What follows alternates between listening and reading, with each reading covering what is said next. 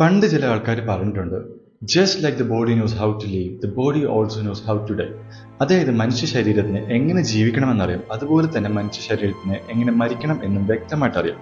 അപ്പോൾ ഈ ഒരു കാര്യത്തിൻ്റെ ഒരു അടിസ്ഥാനം എന്ന് പറയുന്നത്, ഒരുപാട് വയസ്സായിട്ട് മരിക്കാൻ പോകുന്ന ആൾക്കാർ ശ്രദ്ധിച്ചിട്ടുണ്ടെങ്കിൽ നിങ്ങൾക്ക് അറിയാൻ പറ്റും, അവർ അവരുടെ ഒരു മരണത്തിൻ്റെ ആ ഒരു അടുത്തോട്ട് എത്തുമ്പോൾ അവർ ചെയ്യുന്നൊരു കാര്യമാണ് ഭക്ഷണം കഴിക്കുന്നത് നിർത്തുന്നത്.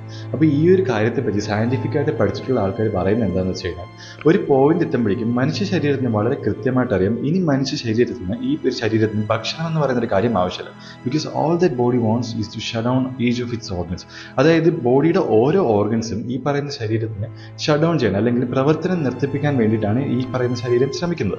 ആ ഓരോരോ ഓർഗൻസായിട്ട് നിൽക്കുകയും അവസാനം ഹൃദയം നിൽക്കുന്നതിലൂടെ മനുഷ്യൻ മരിക്കുന്നു എന്നൊരവസ്ഥയിലേക്കും ചെയ്യുന്നു. അപ്പോൾ ഈ പറയുന്ന കാര്യം, അതായത് ഒരു പോയിന്റ് എത്തുമ്പോഴേക്കും നമുക്ക് ഈ ഒരു കാര്യത്തിൻ്റെ ആവശ്യമില്ല എന്നുള്ളത് നമ്മുടെ മനുഷ്യ ശരീരത്തിൽ അല്ലെങ്കിൽ നമ്മുടെ ബ്രെയിനിൽ തന്നെ പ്രീഡിഫൈൻഡ് ആയിട്ടുള്ള ഒരു കാര്യമാണ്.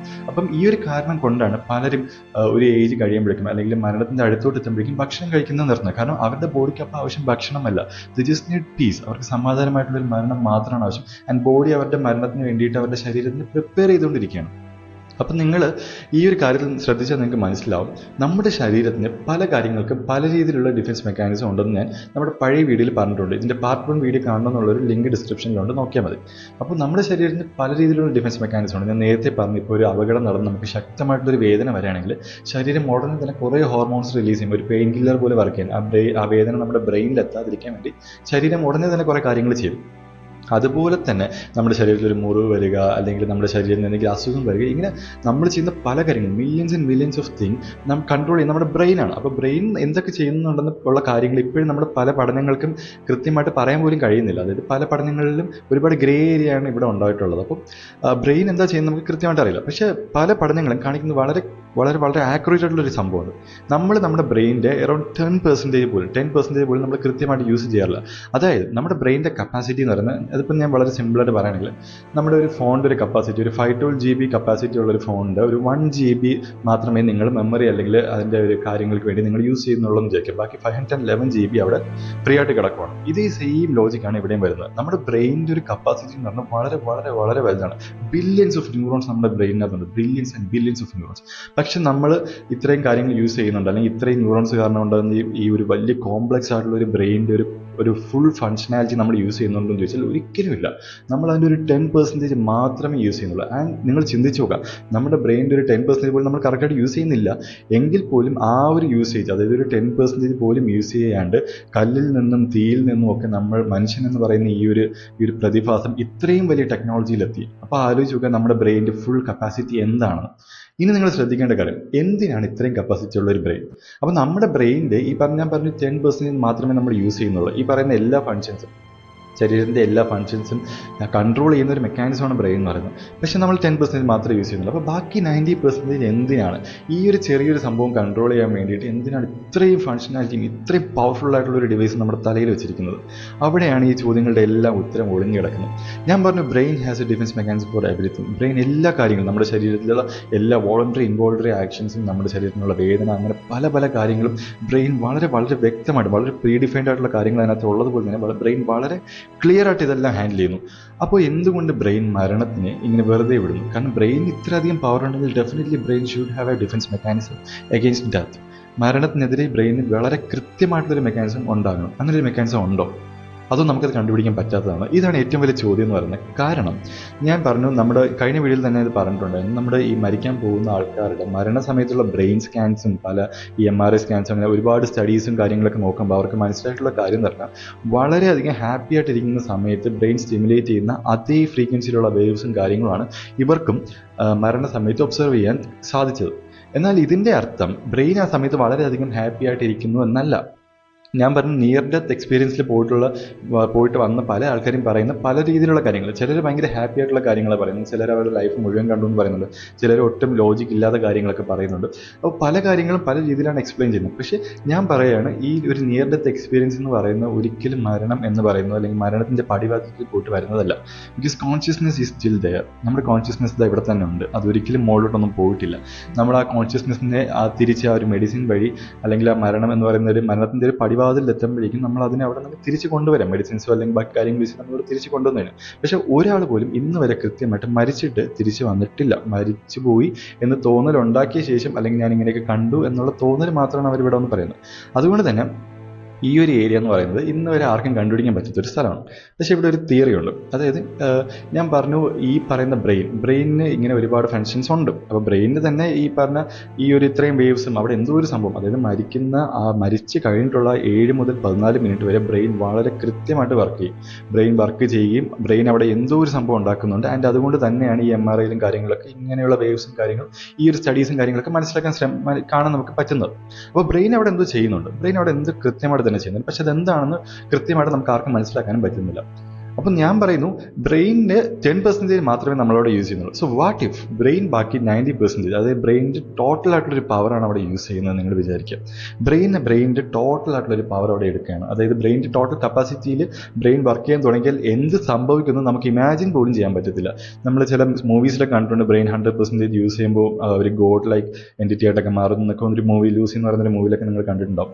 സോ പക്ഷെ അത് കറക്റ്റ് ആണെന്നല്ല പറയുന്നത്, മേ ബി അതുപോലെയൊക്കെ ആയിരിക്കാം. പക്ഷേ ഞാൻ പറയുന്നത് എന്താണെന്ന് വെച്ച് കഴിഞ്ഞാൽ, ബ്രെയിനിൻ്റെ ഒരു 100% ആയിട്ടുള്ളൊരു കാര്യം, ബ്രെയിനിൻ്റെ അല്ലെങ്കിൽ ഒരു 100% കപ്പാസിറ്റി യൂസ് ചെയ്ത് കഴിഞ്ഞാൽ ബ്രെയിൻ എന്താ ചെയ്യുന്നതെന്ന് നമുക്ക് ഒരിക്കലും വ്യക്തമായിട്ട് നമുക്കത് അറിയേയില്ല. നമുക്ക് എന്താണെന്ന് അതിനെക്കുറിച്ച് ഇന്ന് വരെ ആരും കണ്ടുപിടിച്ചിട്ടില്ല. സോ എൻ്റെ ഒരു തിയറി എന്ന് പറഞ്ഞാൽ വളരെ സിമ്പിളാണ്. ബ്രെയിൻ ആ സമയത്ത് എന്താണ് ചെയ്യുന്നത്, ഞാൻ നിങ്ങൾക്ക് ഒരു എക്സാമ്പിൾ പറഞ്ഞുതരാം. ഇപ്പം നിങ്ങളുടെ വീട്ടിലൊക്കെ ലൈറ്റ് കാണും. അപ്പം നിങ്ങൾ ഒരു സ്വിച്ച് ഇട്ട് കഴിഞ്ഞാൽ ലൈറ്റും കത്തും, സ്വിച്ച് ഓഫ് ചെയ്ത് കഴിഞ്ഞാൽ ലൈറ്റ് നിൽക്കുന്നു. എന്തുകൊണ്ടാണെന്ന് വെച്ച് കഴിഞ്ഞാൽ ഇലക്ട്രിസിറ്റി ഈ പറയുന്ന ഒരു ഡിവൈസിലോട്ട് ഫ്ലോ ചെയ്താൽ മാത്രമേ, ലൈറ്റ് എന്ന് പറയുന്ന ഒരു ഡിവൈസിലോട്ട് ഇലക്ട്രിസിറ്റി എത്തിയാൽ മാത്രമേ ആ ഡിവൈസ് അവിടെ പ്രകാശിക്കുക, അല്ലെങ്കിൽ ആ ഡിവൈസ് വർക്ക് ചെയ്യുള്ളൂ. ആൻഡ് വൺസ് ആ സ്വിച്ച് ഓഫ് ചെയ്യുമ്പോഴേക്കും ആ ഇലക്ട്രിസിറ്റി പോയി. ഇതേ സെയിം പ്രിൻസിപ്പിളാണ് മനുഷ്യ ശരീരം എന്ന് വിചാരിക്കുക. അതായത് മനുഷ്യ ശരീരത്തിലുള്ള ഞാൻ പറയും, നമുക്ക് ഈ കൈ കാല്, നമ്മുടെ ഹൃദയം, ഇങ്ങനെ നമ്മുടെ ഇന്റേണൽ ഓർഗൻസ്, ഇതെല്ലാം മനുഷ്യർക്കെല്ലാം യൂണീക്ക് ആയിട്ടുള്ള സംഭവം. അത് എല്ലാ മനുഷ്യർക്കും കൈയും കാലും ഹൃദയം ബാക്കിയുള്ള എല്ലാ സംഭവമുണ്ട്. പക്ഷെ മനുഷ്യരെല്ലാവരും വ്യത്യസ്തരാക്കുന്ന ഒരൊറ്റ കാര്യമാണ് മനുഷ്യൻ്റെ കോൺഷ്യസ്നെസ്. അതായത് എൻ്റെ ചിന്ത, എനിക്കിപ്പോൾ വേറൊരാളുടെ ശരീരത്തിൽ പോയി കഴിഞ്ഞാൽ ഞാനാകണമെങ്കിൽ എൻ്റെ കോൺഷ്യസ്നെസ് ആ ഒരു ശരീരത്തിലെത്തണം. അപ്പോൾ എൻ്റെ കോൺഷ്യസ്നെസ്, എൻ്റെ മെമ്മറീസ്, അതാണ് എന്നെ ഡിഫൈൻ ചെയ്യുന്നത്. അപ്പോൾ ഈ പറയുന്നൊരു സംഭവം, ഞാൻ പറഞ്ഞ ലൈറ്റ് ഇടുമ്പോഴേക്കും ഇവിടെ ഇലക്ട്രിസിറ്റി വന്ന ഒരു ഡിവൈസിൽ വന്നിട്ട് ആ ഒരു ഡിവൈസ് പ്രകാശിക്കുന്നു. ലൈറ്റ് ഓഫ് ചെയ്യുമ്പോൾ എന്താ സംഭവിക്കുന്നത് വെച്ച് കഴിഞ്ഞാൽ സ്റ്റിൽ ആ ഒരു ഇലക്ട്രിസിറ്റി കട്ടാവുന്നു, പോകുന്നു. അപ്പം നമ്മൾ ജനിക്കുന്നതിന് മുന്നേ നമ്മൾ എവിടെയായിരുന്നു, നമ്മൾ മരിച്ച ശേഷം നമ്മൾ എവിടെയാണ് പോകുന്നത്, നമ്മൾ ജനിക്കുന്നതിന് മുന്നേ എവിടെയായിരുന്നു, വളരെ കൃത്യമായിട്ട് അവിടെ തന്നെയാണ് നമ്മൾ പോകുന്നത്. സോ നമുക്കൊരു സോഴ്സ് ഉണ്ട്, നമ്മുടെ ഹൃദയം അല്ലെങ്കിൽ നമ്മുടെ സോള്, നമ്മുടെ കോൺഷ്യസ്നെസ്, ഇതൊരു സോഴ്സിൽ നിന്ന് തന്നെയാണ് കൃത്യമായി പുറപ്പെടുന്നത്. നമ്മുടെ ശരീരം എന്ന് പറയുന്നൊരു ഡിവൈസ് മാത്രമാണ്. ആ ഒരു സോഴ്സിന്, ആ ഒരു എനർജി സോഴ്സിന് വന്ന് നിൽക്കാനുള്ളൊരു ഡിവൈസ് മാത്രമാണ്. ആൻഡ് ഈ ഒരു ഡിവൈസിൻ്റെ കാലാവധി കഴിയുമ്പോഴേക്കും എന്ത് പറ്റുമെന്ന് വെച്ച് കഴിഞ്ഞാൽ, ഈ ഒരു സോൾ അല്ലെങ്കിൽ ഈ പറയുന്ന ഒരു എനർജി എന്ന് പറയുന്ന സംഭവം, അതിൻ്റെ ഒരു ഉറവിടം എവിടെയാണ്, അത് എവിടെ നിന്നാണോ വന്നത് അവിടേക്ക് തന്നെ തിരിച്ചു പോകുന്നു. ഇനി അതെന്താണെന്നും കൂടെ എൻ്റെ ഒരു തിയറി പ്രകാരം ഞാൻ പറയാം. ഞാൻ പറഞ്ഞു, ഈ യൂണിവേഴ്സിൽ ഒരുപാട് കൈൻഡ് ഓഫ് എനർജീസ് ഉണ്ട്, ഒരുപാട് എനർജീസ് ഉണ്ട്. പക്ഷെ നമുക്ക് ആർക്കും കോംപ്രിഹെൻസ്, അല്ലെങ്കിൽ നമുക്ക് ആർക്കും ചിന്തിക്കാൻ പോലും കഴിയാത്ത ചില ഭയങ്കര, നമ്മുടെ റിയാലിറ്റിയുടെയും യൂണിവേഴ്സിൻ്റെ ഒക്കെ അപ്പുറത്ത് നിൽക്കുന്ന ഒരു ഹയർ ഡയമെൻഷൻ എന്നൊക്കെ പറയുന്ന പോലെ അപ്പുറത്ത് നിൽക്കുന്ന ചില ശക്തികളുണ്ട്. ഈ പറയുന്ന ശക്തികൾക്ക് എന്തെങ്കിലും, ഇതൊക്കെ ജസ്റ്റ് ഒരു പവർ, അല്ലെങ്കിൽ നമ്മുടെ യൂണിവേഴ്സ് തന്നെ എടുക്കാം. യൂണിവേഴ്സ് എന്ന് പറയുന്ന ഒരു എൻറ്റിറ്റി മാത്രമാണ്. ഈ യൂണിവേഴ്സിന് എന്തെങ്കിലും എക്സ്പീരിയൻസ് ചെയ്യണമെന്ന് വിചാരിക്കാം. യൂണിവേഴ്സിന് സ്നേഹം, അല്ലെങ്കിൽ കഷ്ടത, അല്ലെങ്കിൽ വേദന, അല്ലെങ്കിൽ സന്തോഷം, ഇതൊക്കെ എങ്ങനെ യൂണിവേഴ്സിന് എക്സ്പീരിയൻസ് ചെയ്യാൻ പറ്റും? Universe is aware. യൂണിവേഴ്സിന് തന്നെ ഒരു കോൺഷ്യസ്നെസ് ഉണ്ട്. യൂണിവേഴ്സ് അവെയർ ആണ് ഈ പറയുന്ന കാര്യങ്ങളെക്കുറിച്ച്. പക്ഷേ ഇതൊക്കെ എക്സ്പീരിയൻസ് ചെയ്യണമെങ്കിൽ യൂണിവേഴ്സിന് ഒരൊറ്റ വഴിയുള്ളൂ. They need to create a vessel. അതായത് യൂണിവേഴ്സിൻ്റെ പല എനർജീസും, ഒരു എനർജി ഒരു സ്ഥലത്ത് വന്നു ആ ഒരു വെസലിനെ ആക്ടിവേറ്റ് ചെയ്യുന്നു. ഈ പറയുന്ന കാര്യങ്ങളെല്ലാം, സന്തോഷമാവട്ടെ സങ്കടമാവട്ടെ, എല്ലാം എക്സ്പീരിയൻസ് ചെയ്യുന്നു. എല്ലാം എക്സ്പീരിയൻസ് ചെയ്ത ശേഷം എന്ത് സംഭവിക്കുന്നു വെച്ച് കഴിഞ്ഞാൽ, തിരിച്ച് ആ എനർജി എവിടെ നിന്നാണോ വന്നത് അങ്ങോട്ട് തന്നെ പോകുന്നു. എൻ്റെ തിയറി ഇത്രയും വളരെ സിമ്പിളാണ്. നമ്മളെല്ലാം വന്നത് ഒരു എനർജി, അല്ലെങ്കിൽ നമുക്ക് പോലും മനസ്സിലാക്കാൻ പറ്റാത്ത ഒരു കോംപ്രിഹെൻസീവ് ആയിട്ടുള്ള ഒരു എനർജി, ചിലപ്പോൾ അതിന് ദൈവമാവും, അല്ലെങ്കിൽ മറ്റെന്തെങ്കിലും ഒരു എൻറ്റിറ്റി ആവും. ആ ഒരു എൻറ്റിറ്റിയുടെ ഒരു പാർട്ട് മാത്രമാണ് നമ്മൾ. ആ ഒരു എൻറ്റിറ്റിയിൽ നിന്ന് പല കാര്യങ്ങളും എക്സ്പീരിയൻസ് ചെയ്യും. ഈ യൂണിവേഴ്സിൽ നടക്കുന്ന പല കാര്യങ്ങളും എക്സ്പീരിയൻസ് ചെയ്യാൻ വേണ്ടി ആ എൻറ്റിറ്റി തന്നെ കണ്ടുപിടിച്ചൊരു വെസൽ മാത്രമാണ് നമ്മൾ. നമ്മളിപ്പോൾ കണ്ണാടി പോയി നോക്കുമ്പോൾ നമ്മളൊരു ഇത് കാണാറുണ്ട്, നമ്മളൊരു ഇമേജ് കാണാറുണ്ട്. അതുപോലെ തന്നെ യൂണിവേഴ്സിന് സ്വന്തം ഇമേജ് കാണാൻ, അല്ലെങ്കിൽ സ്വന്തം ഇമേജ് പല രീതിയിൽ എക്സ്പീരിയൻസ് ചെയ്യാൻ വേണ്ടിയിട്ട് യൂണിവേഴ്സ് തന്നെ ക്രിയേറ്റ് ചെയ്തൊരു റിയാലിറ്റി. ആ റിയാലിറ്റിക്കകത്ത് യൂണിവേഴ്സിന് വന്ന് നിൽക്കാൻ, യൂണിവേഴ്സിന് എല്ലാ കാര്യങ്ങളും അറിയാൻ വേണ്ടിയിട്ട്, യൂണിവേഴ്സിന് പല കാര്യങ്ങളും, ഈ കാറ്റടിക്കുമ്പോൾ ഞാൻ പറയും, കാറ്റിനൊരിക്കലും കാറ്റിനെ അറിയാൻ പറ്റില്ല, പക്ഷെ കാറ്റ് എന്താണെന്ന് അറിയുന്ന മനുഷ്യർക്കാണ്. അപ്പോൾ യൂണിവേഴ്സിൻ്റെ പാർട്ടാണ് കാറ്റും മനുഷ്യരും. അപ്പോൾ യൂണിവേഴ്സിന് ഈ കാറ്റ് എന്താണെന്ന് ഫീൽ ചെയ്യണമെങ്കിൽ തീർച്ചയായിട്ടും ഒരു മനുഷ്യനായാൽ മാത്രമേ പറ്റുള്ളൂ. സോ ഒരു വെസൽ എന്നുള്ള രീതിയിൽ മനുഷ്യരെ യൂണിവേഴ്സ് ക്രിയേറ്റ് ചെയ്യുന്നു. ആൻഡ് ആ യൂണിവേഴ്സിൻ്റെ പല പല എനർജീസ് ഈ വെസലിനകത്ത്, ഈ ഒരു ഡിവൈസിനകത്ത് വന്ന് നിൽക്കുന്നു. ഈ പറയുന്ന കാര്യങ്ങളെല്ലാം എക്സ്പീരിയൻസ് ചെയ്യുന്നു. ആൻഡ് എക്സ്പീരിയൻസ് ചെയ്ത് കഴിഞ്ഞാൽ അത് തിരിച്ച് എവിടെ നിന്നാണോ വന്നത് അങ്ങോട്ട് തന്നെ പോകുന്നു. എവിടെ നിന്ന് വന്നു, എങ്ങോട്ട് പോകുന്നു, അത് നമ്മുടെ കോംപ്രിഹെൻഷൻ, നമ്മുടെ ഒരു ചിന്തയ്ക്ക്, നമ്മുടെ ഒരു ഇമാജിനേഷനൊക്കെ അപ്പുറത്ത് നിൽക്കുന്ന കാര്യമാണ്. എന്നാൽ ചിലപ്പോൾ അത് ദൈവമാവാം, ദൈവത്തിൻ്റെ ഒരു ശക്തിയാവാം. ദൈവത്തിൻ്റെ ശക്തി തന്നെ നമ്മൾ പല മതഗ്രന്ഥങ്ങളിലും പറയുന്നുണ്ട്, ദൈവത്തിൻ്റെ അംശമാണ് മനുഷ്യരെന്ന് പറയുന്നത്. മേ ബി അത് തന്നെ ആയിരിക്കാം, മേ ബി അതല്ലാതായിരിക്കാം, എന്താണ് നമുക്ക് ഒരിക്കലും കൃത്യമായിട്ട് പറയാൻ പറ്റില്ല. ബട്ട് ഡെഫിനറ്റ്ലി ഞാൻ പറയാം, ഇത്രയും പവർഫുൾ ആയിട്ടൊരു ഡിവൈസ്, ഈ ഒരു നമ്മുടെ ബ്രെയിൻ എന്ന് പറയുന്നൊരു ഡിവൈസ്, ഈ മനുഷ്യ ശരീരം എന്ന് പറയുന്നത് ഇത്ര സിമ്പിളായിട്ടുള്ളൊരു സംഭവം. മനുഷ്യ ശരീരം സിമ്പിളല്ല, പക്ഷേ ബ്രെയിനിൻ്റെ കപ്പാസിറ്റി വെച്ച് നോക്കുമ്പോൾ മനുഷ്യ ശരീരം സിമ്പിളാണ്. ബ്രെയിനിൻ്റെ ഒരു ഇത്രയും കപ്പാസിറ്റി, ഇത്രയും ശക്തമായിട്ടുള്ളൊരു ഡിവൈസ്, ഈ ഒരു ഡിവൈസ്, നമ്മുടെ ഒരു ബ്രെയിൻ എന്ന് പറയുന്ന സംഭവം ഈ ഒരു മനുഷ്യ ശരീരം മാത്രം വർക്ക് ചെയ്യാനാണ് ഉണ്ടാക്കിയിരിക്കുന്നത് എന്ന് നിങ്ങൾ ചിന്തിക്കുന്നുണ്ടെങ്കിൽ അത് വളരെ വളരെ തെറ്റാണ്. കാരണം നമ്മുടെ brain capable of a lot of things. And നമ്മുടെ ബ്രെയിനിൻ്റെ ഒരുപാട് ഫങ്ഷൻസിൻ്റെ ഒരു പാർട്ട് മാത്രമാണ് നമ്മുടെ ഈ ശരീരത്തിന് പ്രവർത്തിക്കുക എന്നുള്ളത്. നമ്മൾ അവെയർ ആയിരിക്കുമ്പോൾ, നമ്മൾ കോൺഷ്യസ് ആയിട്ടിരിക്കുമ്പോൾ, നമ്മൾ ജീവനോട് ഇരിക്കുമ്പോൾ തന്നെ നമ്മൾ പോലും അറിയാണ്ട് നമ്മുടെ ബ്രെയിൻ ഒരുപാട് കാര്യങ്ങൾ കൺട്രോൾ ചെയ്യുന്നുണ്ട്. പല കാര്യങ്ങൾ അതെന്തൊക്കെയാണെന്ന് നമ്മൾ പറയാൻ തുടങ്ങിയാൽ ചിലപ്പോൾ നമുക്ക് പോലും അത് മനസ്സിലാക്കാൻ ശ്രമിക്കില്ല. നമുക്ക് ചിലപ്പോൾ വട്ടായി പോകും.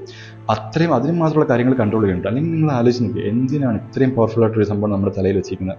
There is lot more. നമ്മൾ കാണുന്നത്, നമ്മൾ മനസ്സിലാക്കുന്ന ഒന്നുമല്ല.